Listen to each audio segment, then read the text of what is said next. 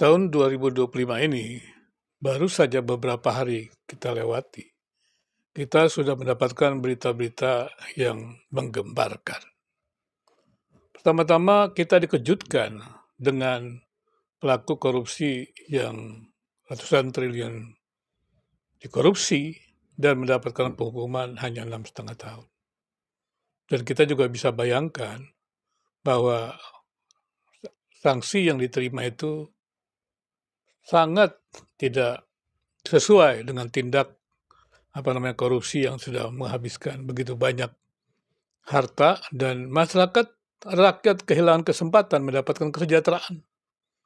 Jadi kalau Menteri Hak Asasi Manusia atau Spigai mengatakan itu pelanggaran HAM, ya hak untuk mendapatkan kesejahteraan dari rakyat, mendapatkan makan, mendapatkan tunjangan dari pemerintah, itu hilang, dirampas oleh korupsi.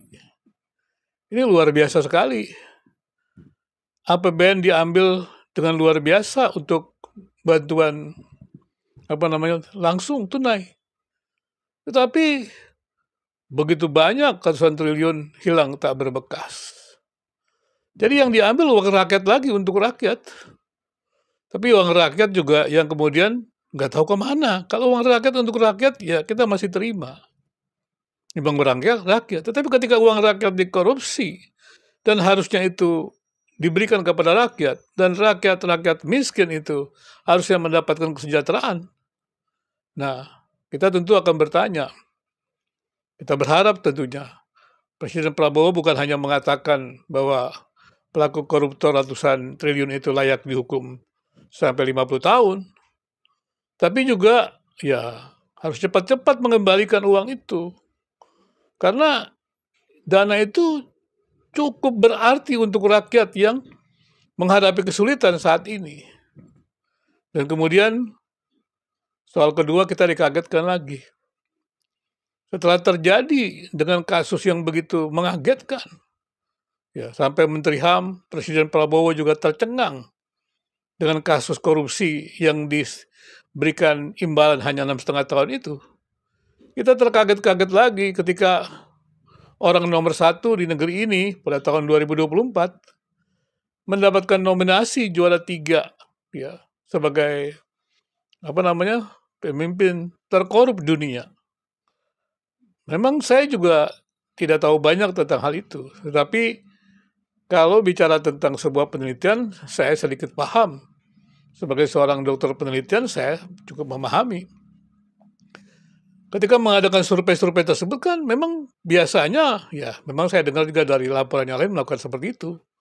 Maka orang-orang diminta mendaftarkan, ya biasa demikian kan. Setelah mendaftarkan kan kemudian diseleksi, ya.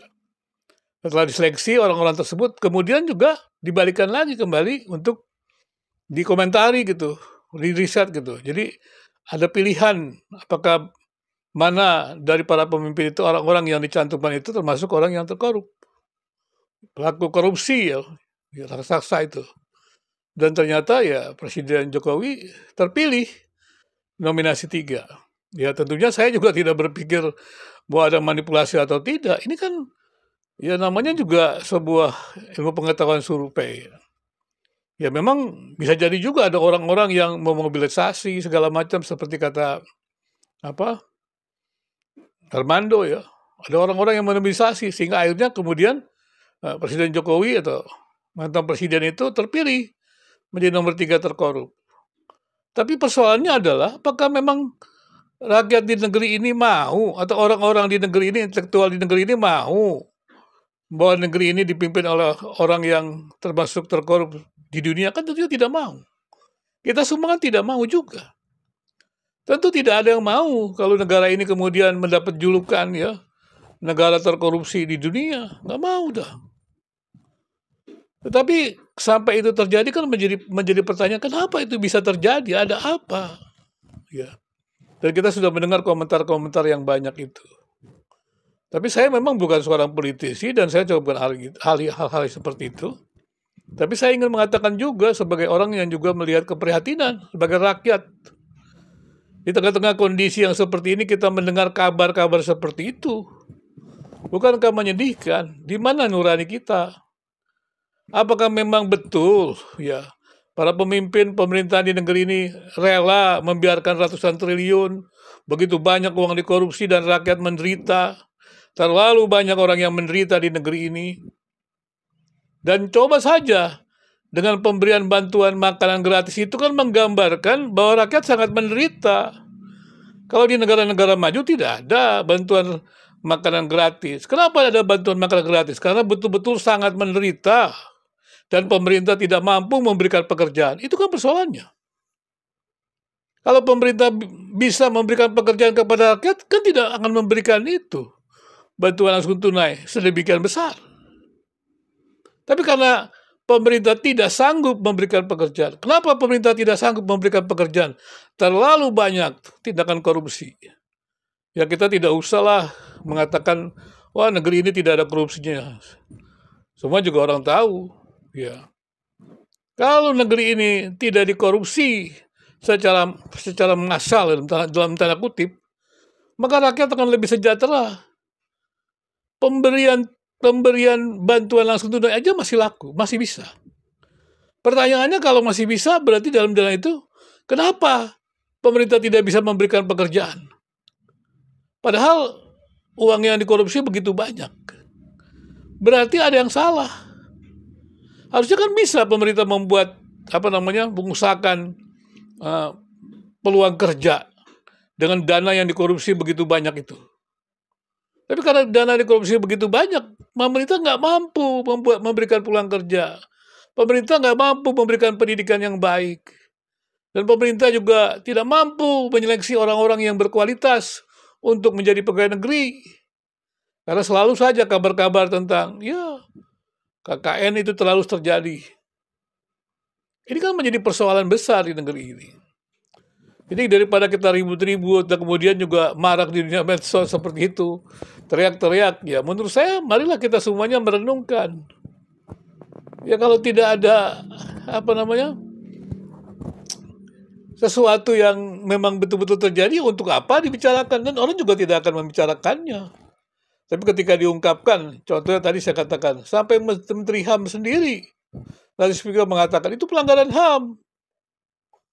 Nah, yang korupsi sampai 100 triliun itu. Coba Anda bayangkan, coba kita bayangkan bagi orang-orang yang kecil itu. Bahkan kita melihat bagaimana ngerinya, saya pernah mendengar orang hanya mengambil barang bekas saja atau kain bekas saja dihukum pengadilan. Apakah mereka tidak tahu bahwa rakyat ini sangat menderita? Banyak orang tidak bisa makan. Kemudian pemerintah memberikan bantuan tunai. Tapi apakah mereka kemudian langsung bisa makan? Kalau tidak ada pekerjaannya, berapa banyak yang bisa diberikan oleh negara ini dengan bantuan seperti itu? Yang paling utama adalah memberantas korupsi. Melemahkan KPK itu sama saja menghancurkan negeri ini. Melemahkan pemberantasan korupsi sama saja merampas hak rakyat yang membutuhkan kesejahteraan. Mana ikrar kita bahwa kemerdekaan akan menjadi jembatan emas, kata Presiden Soekarno, untuk memerdekakan rakyat Indonesia. Bukankah Presiden Soekarno mengatakan kalau masih kita melihat pengemis-pengemis di pinggir jalan itu, berarti kita sudah gagal? Tapi yang terjadi sekarang ini adalah pertumbuhan rakyat miskin, dan juga kita melihat juga tingkat korupsi yang terus bertumbuh dengan sangat luar biasa, seakan tak terkendali. Seakan tak ada yang bisa menegangnya lagi. Kitanya Presiden Prabowo, mungkin ini tugas berat untuk beliau. Tapi jikalau memang beliau ada seorang patriot sejati, saya pikir Presiden Prabowo akan dikenang sepanjang masa. Bahwa ada seorang Presiden Prabowo, seorang yang sebenarnya dari segi materi sudah cukup makmur, tapi berani mendedikasikan hidupnya untuk kesejahteraan rakyat Indonesia. Rakyat sangat berharap sekali dengan itu. Dan kemudian biarlah kita juga terbuka. Semua pemimpin negeri ini jujurlah bahwa negeri ini memang terlalu banyak korupsi. Dan rakyat begitu banyak yang menderita. Kiranya sekali lagi usaha-usaha pemberantasan korupsi, dan kemudian juga menghadirkan kesejahteraan rakyat Indonesia bisa terpenuhi. Dan isu-isu ataupun pilihan dari lembaga yang saat ini mengatakan salah seorang pemimpin negeri ini menjadi salah satu pemimpin terkorup nomor 3 di dunia, baiknya menjadi renungan kita bersama. Tidak ada yang mau, tidak ada seorang pun di negeri ini yang mau mendengar hal itu. Tapi kalau itu merupakan realitas atau merupakan sesuatu yang bisa mendorong kita hidup lebih baik, berusaha lebih baik, kenapa kita tidak mengambil untuk membersihkan diri kita, bersih-bersih lembaga korupsi?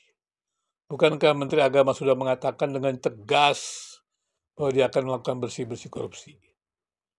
Saya berharap bukan hanya Menteri Agama yang mengatakan dengan tegas, demikian juga Presiden Prabowo, tapi semua aparat negara, pejabat publik berjuang keras karena korupsi telah merampas hak rakyat dan pemerintah tidak punya kemampuan untuk mensejahterakan rakyat karena korupsi yang merajalela.